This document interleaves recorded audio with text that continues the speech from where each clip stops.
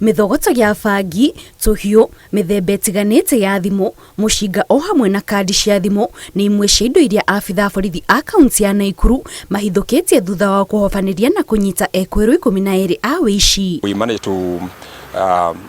to get items like the mobile phones, close to 12 of them, knives, dangerous weapons including knives and the other assault weapons. Ekũĩrwo aya arĩa maikĩtio ngono matũũra-inĩ ma Pondamali gĩcigo-inĩ kĩa ũmbunge kĩa Nakuru ya ithũĩro na Lakeview gĩcigo-inĩ kĩa ũmbunge kĩa Nakuru ya irathĩro marekũĩrwo nĩ amemba gĩkundi kĩa wĩki kĩrĩa gĩkoretwo gĩkĩagagia na gũtharĩkĩra aikari a kaunti ya Nakuru. We managed to arrest in total 12 suspects who in connection to the famous illegal gang, the confirmed gang.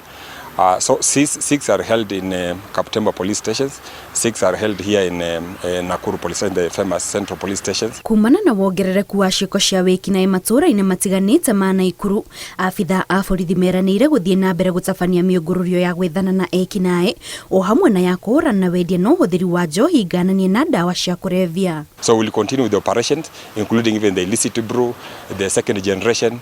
All those we put them together, so we'll sustain the operation going forward, so that at least we make Nakuru County generally, and more specifically Nakuru town, Nakuru city, to be a place that where anybody can come and invest, do his or her business in a very free atmosphere, free from any kind of crime. Ekũĩrwo aya magũthitangĩrwo mahĩtia matiganĩte arĩ hamwe na kwĩharĩrĩria gũtabania ngero.